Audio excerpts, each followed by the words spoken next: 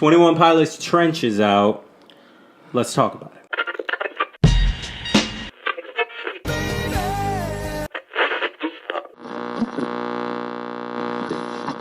What's up, guys? My name is Devontae Chisholm, joined by Mark Lee and Israel Sanchez. What's up, what's up? Today we're talking about Trench by 21 Pilots.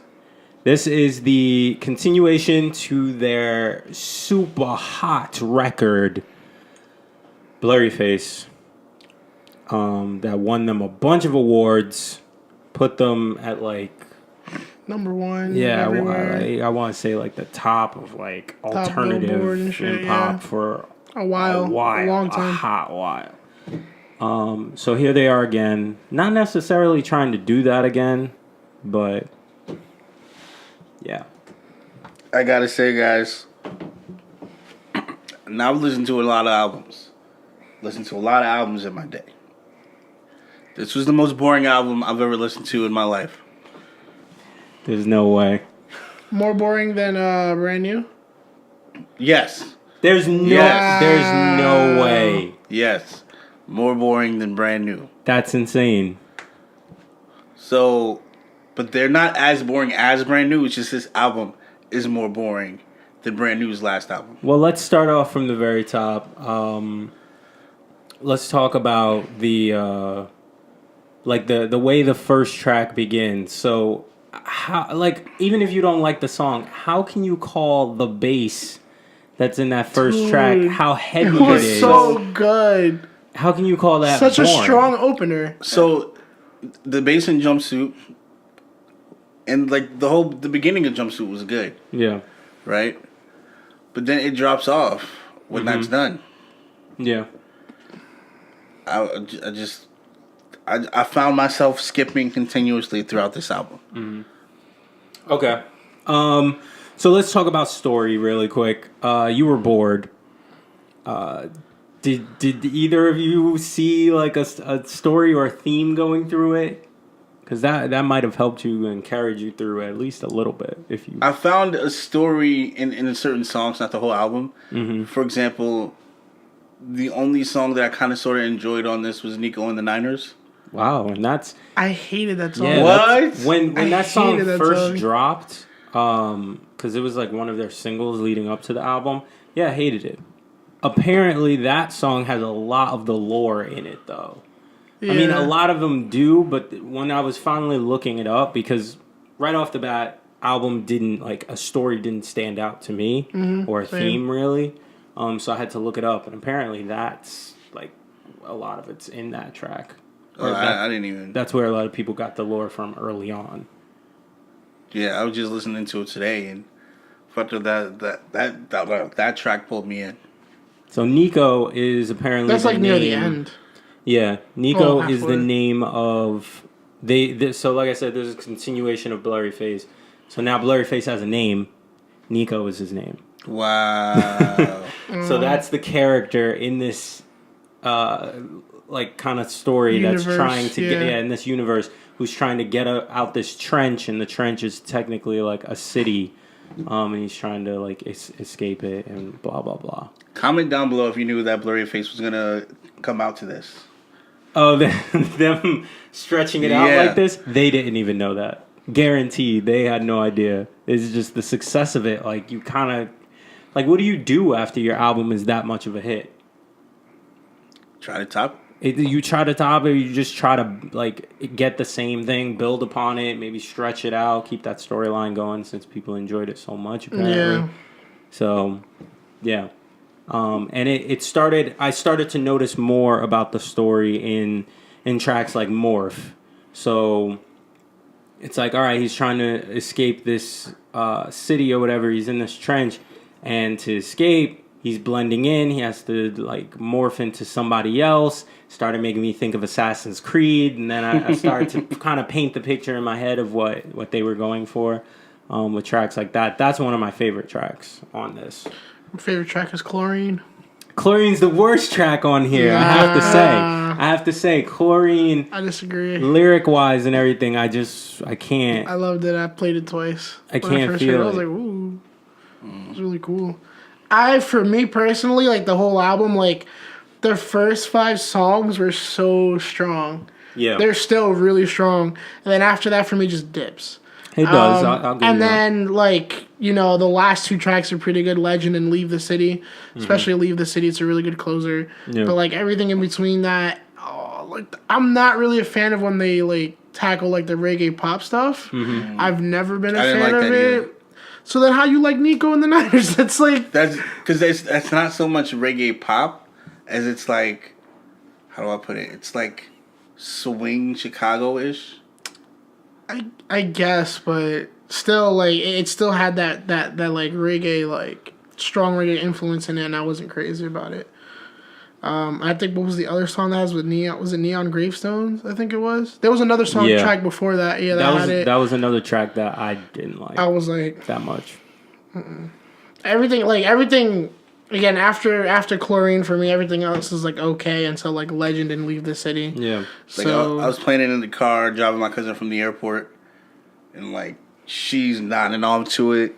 I'm just like, So we're kind of like diving into structure right now. So what do I have for structure? That the structure is kind of just fine, but I do feel like there was more energy in the first half of Definitely. the album, which kind of moved into the second half of the album, and yeah, that's really it. But going back to your cousin really quick, does your cousin even listen to rock music? she doesn't. Or exactly, so like how can we But, I mean- we can't even use that. But I mean, you know when something's energetic. All right. Hey, I mean not that, like- and that's more. Their stuff is more pop than yeah. anything. Yeah. Yeah, that's not really like rock. They I have would a not consider you it know, rock. I don't they don't stay in a lane. They said that on their last album. Yeah. I mean, that good for them, you know, for them being creative and stuff, but Like I said, maybe doesn't mean it's- everything works. You Maybe know? it's my emo side. Maybe it's like my post-hardcore, melodic post-hardcore side. And like I said, your emo side should be down with it. It should, Especially like because a lot of something- sad subjects. lyrically, So, yeah. lyrically, yes. Mm-hmm. Musically, sonically, no. Okay. Because I was about to say, like, yeah, they're like lyrics, even on the last one, like Blurryface is kind of all about like being insecure and stuff Yeah. like that. Like that's emos as fuck. Especially with the last album with Blurryface. Mm-hmm. I feel like a lot of their stuff is being emotional for being emotional sake, if that makes sense. Yes and no. I don't know, because I feel like a lot of the stuff, like, even, like, doing the research myself, like, it's, like, genuine. Like, it's coming from a place where, like, he wants to, like, this is his only, like, real outlet or whatever. I think he mentioned, like, if it wasn't, like, he was, like, wasn't really trying to do music, and then one day he, like, forced himself to just learn the piano, and then that was his outlet for, like, ever. Like, and it's like, I mean, not to bring politics into this. It's kind of it's like when Kanye says, "Oh, he admires Trump because Trump beat the odds."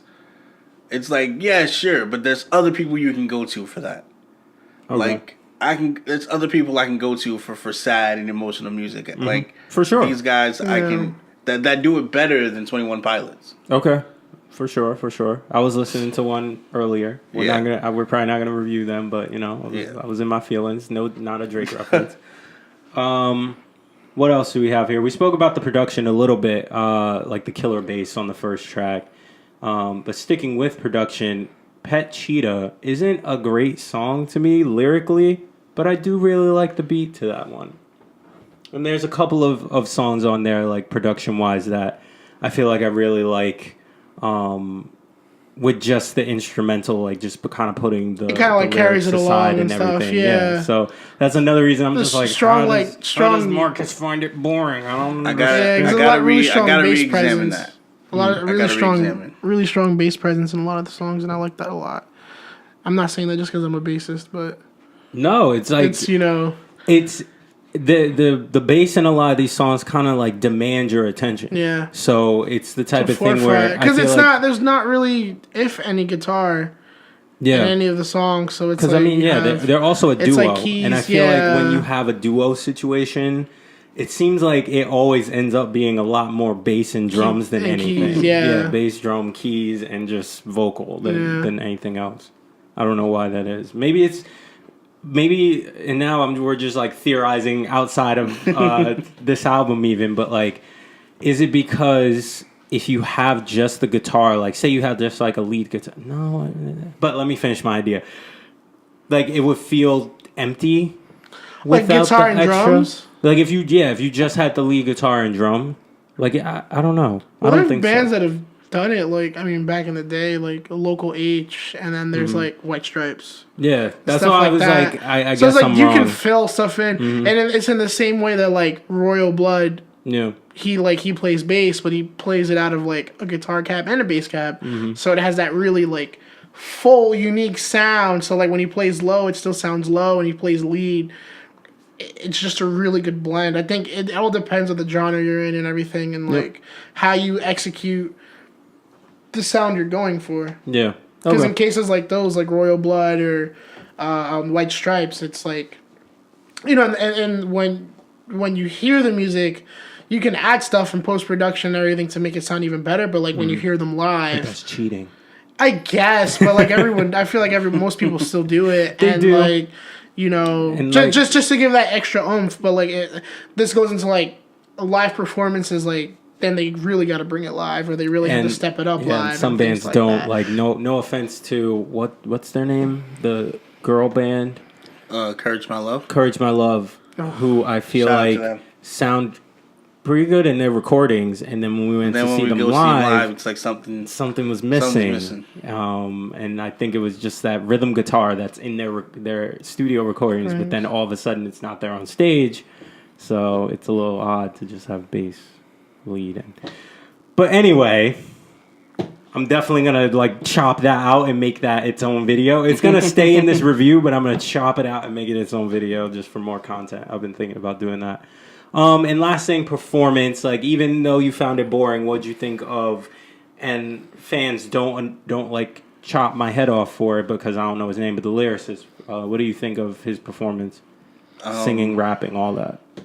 You guys know I've never been a fan of their sing rapping. Oh, okay. I thought you were going down the road of, you guys know I've never been a fan of like rock rap or anything Yeah. like that. I was like, No. you better get New the metal's fuck- trash. No. I love Linkin Park. R.I.P. Chester Bennington. But like, there's some bands that can do it gracefully. Yeah. I don't think that they do it gracefully in this album. Okay. Now, what do you mean gracefully? 'Cause, Yeah, I that's what mean, I'm trying to like, figure out. he doesn't. Yeah, he's not graceful with it. Like, a lot of his stuff is like fast and aggressive. Like, he gets the point out and then he's back to singing, and then it's just like blah blah blah blah, blah, and then he's back to singing. So it's not. Of course, it's not graceful. I mean, but I so- mean, I guess it even could be considered graceful because he's always still on beat or whatever. Yeah. So when I hear, I'm sorry, what's the lead guys? The lead. I don't know. I don't know their names. I'm horrible. I don't know their names. So when he raps, I don't know. I guess it's just his voice. Mm-hmm. There's something about his voice, and the way he speaks. His raps sound more like spoken word poetry than they do actually rap. Yes, but that's good. I like that, I feel like especially with this type of music. His voice, I like his voice. Tyler. Tyler, yeah, I like Tyler's voice. I like when he sings. I have no issues with the rapping and all that stuff. I think a good thing like with this band is that because of the type of voice he has, people can sing along to it really easily, and just like the voice for some reason just sounds relatable. Like he just sounds like your normal like everyday guy. So I feel like that adds even more to the music for a lot of fans and stuff. So like I understand the appeal. I see it. I totally get it, but you know. And then but on the other side, I do understand why it can be like a little odd for some people. Just that type of stuff. Like what other bands do that? What is it At the Drive-In? Oh yeah, but Does they're like great. does that type of like spoken word type rap poetry, and then Well, Dispute there's or whatever. Yeah, but like At the Drive-In's more like what's a good example? Like Invalid Letter Department. I think that's what it is. And in that, it's not really like on beat to be on beat or anything. It's more so just to get the message across. Because they've always been That's what I hate. but they've always been the kind of band that like they're very like proactive in their community and all that stuff, and just the kind of music they do, and it just adds to I guess like the aggression of the music.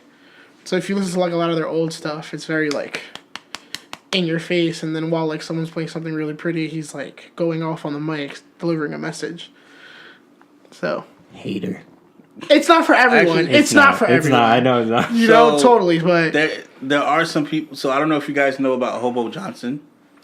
yes, Yo, I do. Yo, he's good. He's good. He touches my heart. He does the slam poetry, band in the background thing. We got to play some shit afterwards. He's like flawlessly.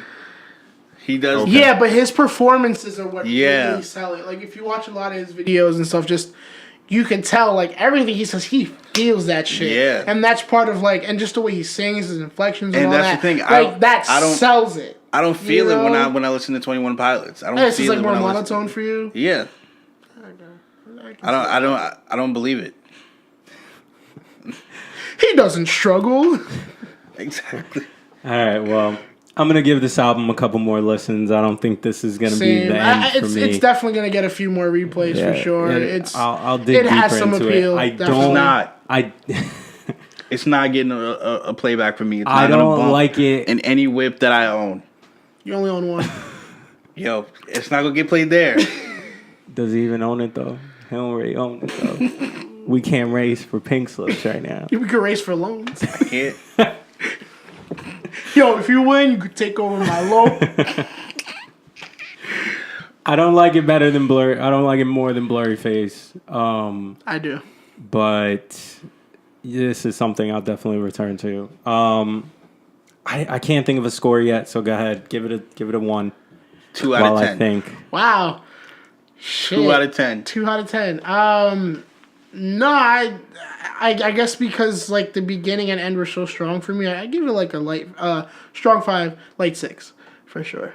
Okay. I think it's like it's not like great, but it's not like horrible. Mm-hmm. It's definitely something I'm definitely gonna return to. It might be something that grows on me. Yeah, I think that's what's gonna happen. I think that's why like in the future I wouldn't be surprised if like my score goes higher. Yep.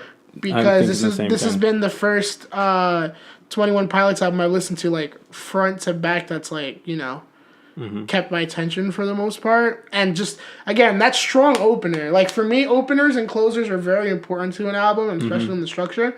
Important everywhere in life. It's important, yeah. And important like, in this video. If we didn't grab you in those first couple seconds, you're not here anymore. Yeah, so like important with life too.